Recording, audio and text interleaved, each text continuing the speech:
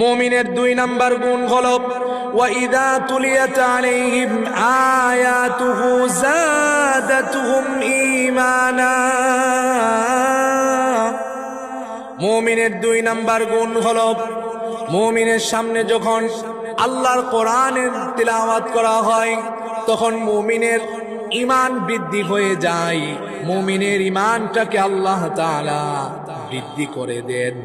এখন আমাদের অবস্থা তো এমন হয়েছে, আমরা কোরআন পড়তে জানি না, কোরআন আমরা শিখিও না, কোরআন অনুযায়ী আমরা আমাদের জীবন যাপনও করি না। আমাদের কি দুরবস্থা হয়েছে। অথচ একজন কামেল ইমানদার, পাক্কা ইমানদারের গুণ তো এমন হবে যে যখন আল্লাহর কোরআন তার সামনে তিলাওয়াত করা হবে সে কিংপতন নীরবতা অবলম্বন করে সে আল্লাহর কোরআনের তিলাওয়াত শুনবে আর আল্লাহ তাআলা তার ঈমানকে বৃদ্ধি করে দিবে। এখন আমাদের অবস্থা হলো আমরা কোরআনুল কারীম পারি না, পড়িও না, আমরা পারিও না, শিখার চেষ্টাও করি না। এ হলো আমাদের দুরবস্থা।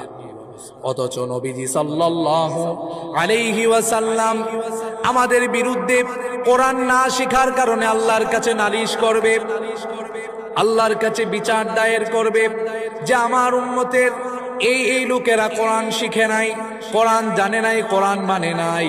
আল্লাহ তাআলা নবীজির ওই কথাকে কোরআনুল কারীমে নোট করে দিয়েছে, কোট করে দিয়েছেন। আল্লাহ রাব্বুল আলামিন কোরআনুল কারীমের 63 নম্বর সূরা সূরাতুল ফুরকানের 30 নম্বর আয়াতে নবীজির ওই কথাটাকে কোট করে দিয়েছেন। আল্লাহ তাআলা বলছেন ওয়া ক্বালা রাসূলু ইয়া রাব্বি ইন্না কওমি ইত্তাখাযু হাযাল কুরআনা মাহজুরা। ইন্নাল হামদালিল্লাহি নাহমাদুহু ওয়া নাস্তাঈনুহু ওয়া নাস্তাগফিরুহু ওয়া নাউযু বিল্লাহি মিন শুরুরি আনফুসিনা ওয়া মিন সাইয়্যাতি আ'মালিনা।